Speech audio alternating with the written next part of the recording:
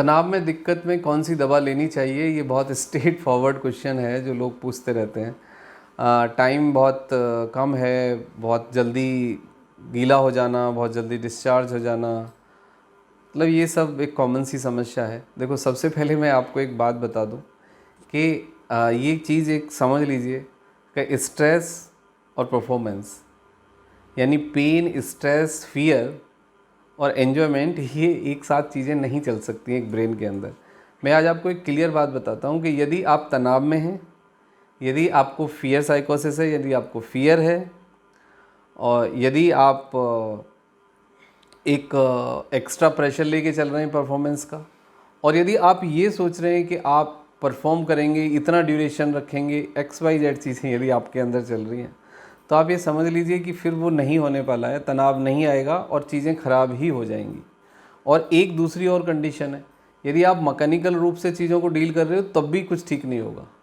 तो पहले तो सबसे पहले इन चीज़ों को आप डील करिए, स्ट्रेस को डील करिए, एंजाइटी को डील करिए, फियर को डील करिए, और उसके बाद मैकेनिकल जो वे से आप इस चीज़ को डील कर रहे हैं, इसको मैकेनिकल वे से करना बंद करिए, क्योंकि ये एक हार्मोनल प्रक्रिया है, ये एक दिमागी व्यायाम है, और इसमें कंट्रीब्यूशन है आपके शरीर का, आपके दिमाग का, आपके हार्मोन्स का। यानी कि कोऑर्डिनेशन जब तक नहीं होगा इन तीनों चीज़ों में, आप कुछ भी कर लें, ये परफॉर्मेंस नहीं आने वाला, आपका तनाव ठीक नहीं होने वाला। अब बात ये आती है कि तनाव में भाई यदि दिक्कत है तो क्या कोई दवाई लेनी चाहिए, क्या कोई दवाई ले सकते हैं, वो कौन सी दवाइयाँ होती हैं।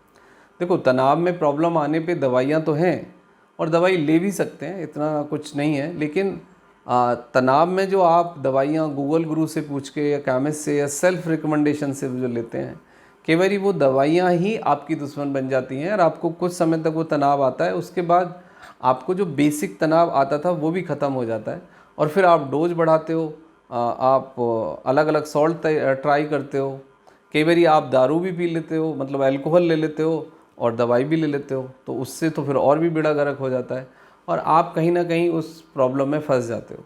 तो सबसे पहली बात है कि अल्कोहल के साथ ये दवाइयाँ कभी भी नहीं लेनी चाहिए। दूसरे, यदि एंजाइटी है तो उसको डील करिए, प्री मैच्योर इजैकुलेशन का दिक्कत है तो उसको डील करिए, इरेक्टाइल डिसफंक्शन है, ED है, तो आप उसको डील करिए।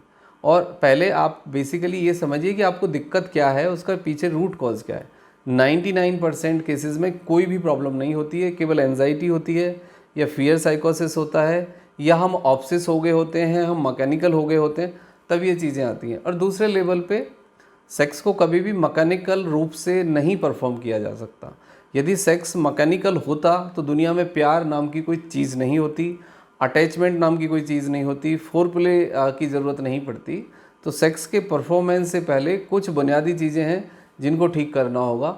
आपका अपने पार्टनर के साथ अटैचमेंट, कम्युनिकेशन प्लस आपका फोरप्ले, उसको आप ठीक कर लीजिए तो आप बेटर फील करेंगे और ये समस्या काफ़ी हद तक नेचुरली ठीक हो जाएगी। लेकिन फिर भी किसी को दवाई की ज़रूरत पड़ती है तो देखो, दवाई के अलग अलग लेवल होते हैं। मेरा मानना ये है कि कोई भी दवाई आप फिजिशियन से, डॉक्टर से पूछ के ही लें, और दवाइयों से ये प्रॉब्लम ठीक होगी भी नहीं। एक हद तक, एक टाइम तक आपको सपोर्ट मिल सकता है, लेकिन इस प्रॉब्लम को आप नेचुरली ठीक करें तो ज़्यादा बेटर है। तो नेचुरली ठीक करने का यही तरीका है, आप इसको फॉलो करिए, इन टिप्स को आप आजमाइए, आप इन बेसिक चीज़ों को करेक्ट कर लीजिए, उसके बाद आप ठीक हो जाएंगे। लेकिन फिर भी जिनको मतलब बहुत ज़्यादा तनाव कम है, वो वियाग्रा टाइप ऑफ मेडिसिन, बिगोरा, वो ट्राई कर सकते हैं। जिनको सस्टेन करना है, टाइम बहुत ज़्यादा चाहिए, टाइम बहुत कम होता है, वो सियालिस या मेगालिस 10 मिलीग्राम टैबलेट वो ले सकते हैं। अब तीसरे टाइप के होते हैं कि वो थोड़ा सा उन्हें डिप्रेशन रहता है, एंजाइटी रहती है, फियर रहता है, तो वो एक ड्यूरालास्ट 10 mg टैबलेट नाइट में खा सकते हैं कुछ दिन। तो ये सब तीनों मेडिसिन आपको हेल्प करेंगी।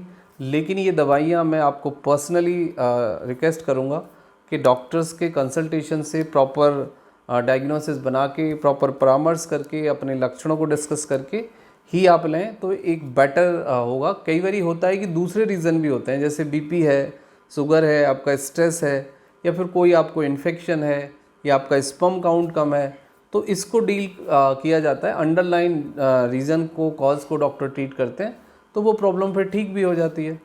तो ये एक प्रॉपर अप्रोच होना चाहिए आपको। ये यदि आप करेंगे तो आप ठीक हो जाएंगे, बेटर भी महसूस करेंगे। और इसको कोई बहुत ज़्यादा बड़ा इशू ना बनाएं, टैबू ना बनाएं, और कहीं ना कहीं आपका कॉन्फिडेंस कम हो जाता है, आप हीन भावना के शिकार हो जाते हैं। उससे आपको बचने की आवश्यकता है। यदि हमारा हाथ कमज़ोर हो सकता है, फिंगर कमज़ोर हो सकती है, तो पेनिस भी वीक हो सकता है। तो वो सेम है, आप उसको डॉक्टर से डिस्कस करिए। Thank you very much.